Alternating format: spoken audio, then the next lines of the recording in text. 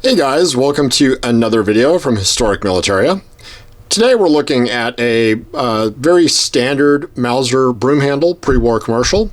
This gun is from about 1910 to 1911, and it is in very nice condition, as you can see.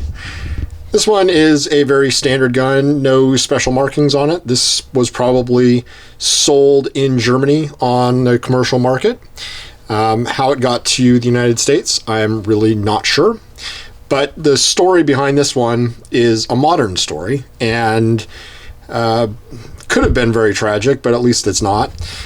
This gun was in a family for about 100 years, and supposedly was a bringback from World War I. No evidence on that, but okay, let's say it was, or even World War II. What I do know about this gun is that it was destined to be sold to a police gun buyback program for, a gift card of however much they were going to give, and quite possibly destroyed. So luckily, somebody who knew better got in touch with the family and convinced them that a better idea would be to legally sell their gun through a FFL, a licensed FFL, and they did, and they walked away with substantially more than they would have gotten from a gun buyback. And this gun was saved from being sent to the local police department and potentially destroyed. Whether or not you support buybacks or gun control, that's really not the issue. The issue is this is a historic firearm that's over 100 years old and in really very nice condition. You've got your fire blue on the trigger. You've got very, very nice varnish left on the grips.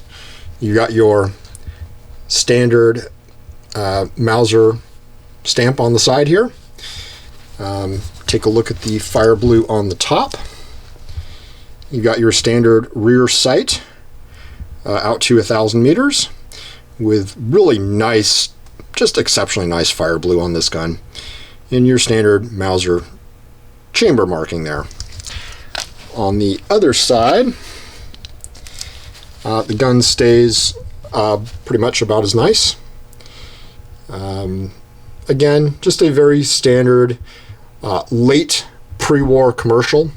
You are getting sort of close to what's called the wartime commercial guns at this point.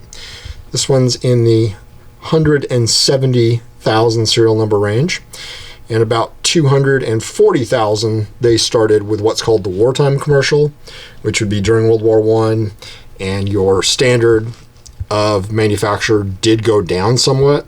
Not so much the manufacturer, but the finish. You certainly won't see this kind of attention to machining and just smoothing everything out, and this level of bluing on the wartime commercial guns. They certainly function as well, and they're Mauser quality, but they're not as pretty.